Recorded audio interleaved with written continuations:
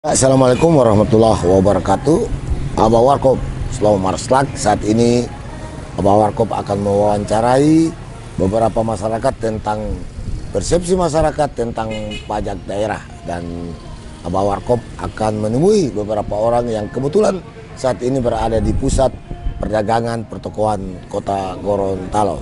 Oke, ikuti terus perjalanan Abah Warkop untuk mewawancarai beberapa masyarakat tentang persepsi pajak daerah. Terima kasih.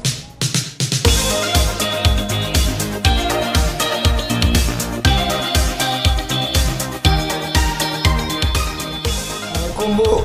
Waalaikumsalam. Pernah dengar pajak daerah? Pernah. Nah, apa itu menurut Ibu?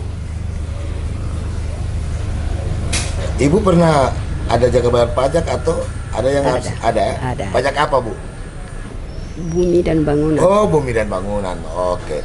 Terima kasih, Bu ya. Ya. Yuk. Assalamualaikum. Waalaikumsalam. Assalamualaikum, Bang Iksan. Waalaikumsalam Bang Abah Warkop. Mohon maaf ini, saya ingin Ya. tanya persepsi Abang tentang pajak daerah. Apa pajak daerah ini? Pajak daerah ini dari PAD, dari sisi PAD-nya, pendapatan asli daerah. Oke, kalau kita berbicara pajak daerah, memang masih ada beberapa yang saya bicara untuk Kota Gorontalo ya.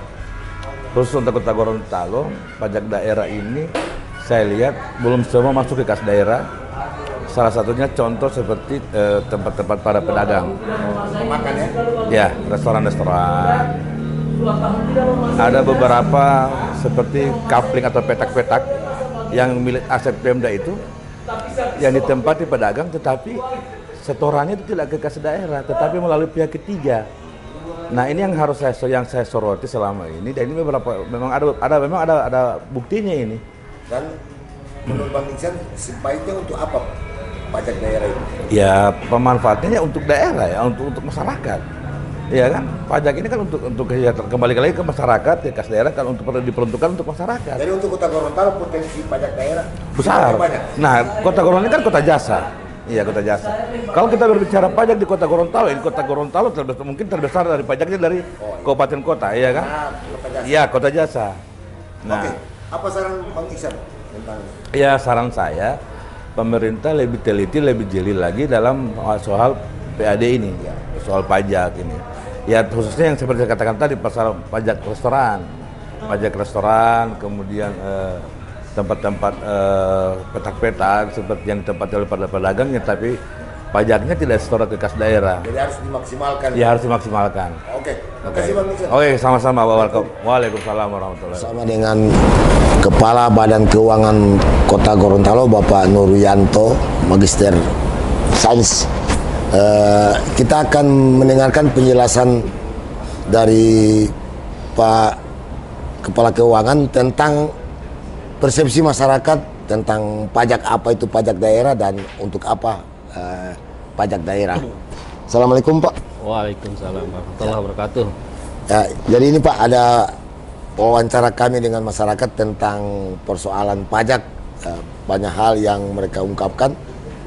Saya ingin mendapatkan informasi atau penjelasan tentang apa sih pajak daerah itu, Pak, dan pajak daerah itu seyogyanya untuk apa, Pak? Kami persilakan, Pak. Baik, terima kasih. Jadi kita harus ketahui bahwa pajak daerah itu merupakan suatu kewajiban dari setiap warga negara yang ada di daerah untuk memenuhi apa yang telah diwajibkan oleh pemerintah. Jadi pajak daerah bersifat wajib dan memaksa, dan itu harus dilakukan oleh setiap warga negara yang ada di daerah. Beda halnya dengan retribusi daerah. Retribusi daerah kewajiban yang harus dipenuhi seiring dengan pemberian pelayanan dari pemerintah. Jadi kalau retribusi daerah, ada imbal balik pelayanan yang diterima oleh masyarakat. Jadi seperti itu. Maka pajak daerah karena bersifat wajib dan mengikat, itu harus dipatuhi oleh setiap masyarakat. Konsekuensinya kalau tidak dipatuhi untuk pembayaran pajak daerah, maka itu akan termasuk kategori pelanggaran hukum. sesuai dengan amanat Undang-Undang Nomor 1 Tahun 2022 tentang hubungan keuangan pemerintah pusat dan daerah. Kemudian apa manfaat dari pembayaran pajak tersebut? Pajak ini seluruhnya dikembalikan kepada masyarakat untuk kegiatan-kegiatan pembangunan. Contoh saja misalnya pajak bumi dan bangunan itu digunakan untuk pembangunan infrastruktur sarana prasarana yang ada di kelurahan-kelurahan. Karena ini pajak bumi dan bangunan yang sifatnya pembayaran dari pemilik objek pajak bumi dan bangunan, makanya kita kembalikan lagi ke kelurahan-kelurahan untuk pembangunan di sekitar wilayah kelurahan. Sedangkan untuk pajak-pajak yang lainnya itu digunakan untuk beberapa kegiatan pembangunan seperti pembangunan jalan, pembangunan jembatan, dan sarana prasarana lainnya seperti itu. Saya kira jelas bahwa pajak itu kembali lagi kepada masyarakat. Ke masyarakat. Nah, jadi tadi ada disampaikan Pak tentang ada distribusi, ada pajak. Pajak sifat mengikat dan dalam tanda kutip dipaksa. Tanpa ada imbalan dari pemerintah, tapi distribusi harus semacam ada pelayanan-pelayanan. Ya. Nah, itu yang perbedaannya di situ Pak. Ya. Ya. Yang pertanyaan lanjutnya Pak, karena ini kan Kota Gorontalo kota jasa. Bagaimana potensi pajak untuk Kota Gorontalo menurut kacamata Bapak? Jadi memang potensi pajak dan retribusi daerah ini di Kota Gorontalo sangat besar karena kita ketahui Kota Gorontalo sebagai kota jasa dan juga ibu kota provinsi. Ya. Masih banyak yang bisa digali potensinya. Contoh saja terkait dengan pajak bumi dan bangunan, itu masih ada beberapa data objek pajak yang belum terekam di SPPT pajak bumi dan bangunan. Banyaknya perubahan-perubahan bangunan dan juga status tanah yang tadinya kosong sekarang sudah ada bangunan, itu juga belum terekam dengan baik di SPPT pajak bumi dan bangunan.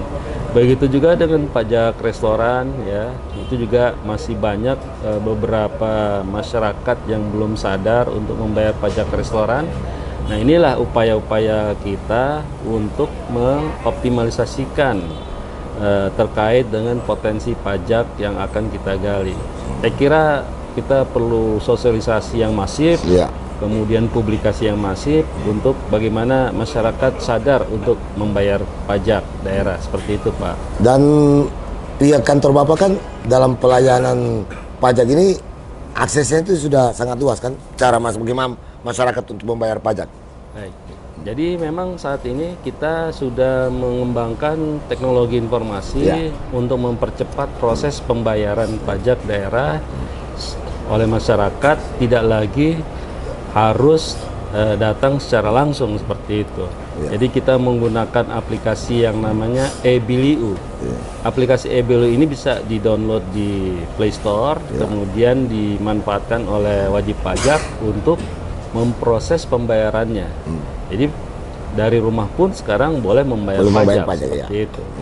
Nah, kemudian juga kita akan mengembangkan nanti untuk pembayaran retribusi daerah juga secara langsung menggunakan mobile banking, kemudian QRIS, kemudian e-money yang bisa dilakukan kapan saja dan di mana saja. Itulah upaya kita untuk mempercepat proses pembayaran secara non tunai yang sudah kita terapkan saat ini. Ya. Itu sudah berapa lama?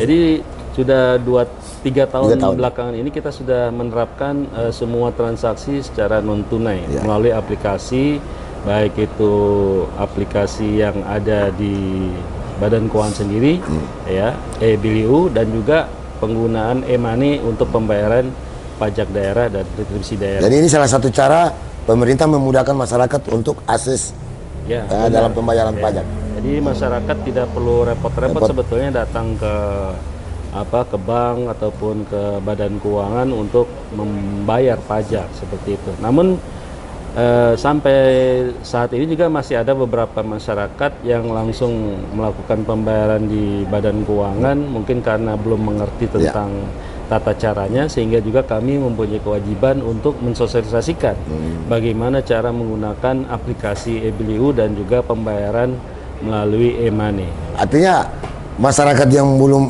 katakanlah belum dapat menggunakan aplikasi bisa langsung ke kantor Badan Keuangan? Masih bisa, Masih bisa, ya? bisa langsung, Langsung. tetapi nanti pembayarannya tetap melalui bank. Sistem yang ya. Kita hanya memberikan kode bayarnya saja, Ya.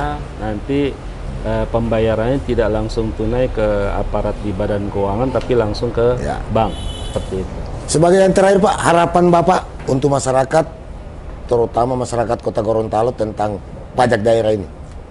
Ya, tentunya harapan kami masyarakat itu sebagai warga yang baik, yang patuh terhadap pajak, artinya tetap melakukan upaya-upaya untuk pembayaran pajak secara tepat waktu, seperti itu.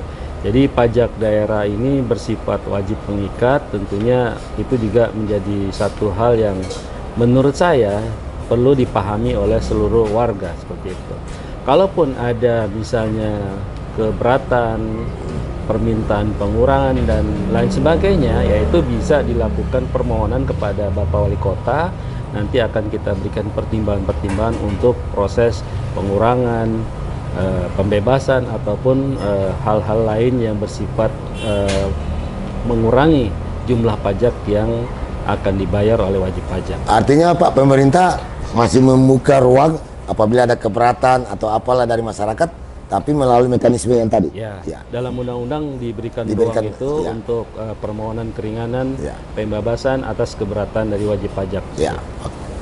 Oke, terima kasih Pak Nur. Ya, terima kasih. Assalamualaikum warahmatullahi wabarakatuh. Waalaikumsalam. Itulah sahabat Abah Warkop, wawancara saya dengan Kepala Badan Keuangan Kota Gorontalo tentang pajak. Ayo kita bayar pajak untuk pembangunan kota kita tercinta. Terima kasih. Assalamualaikum warahmatullahi wabarakatuh.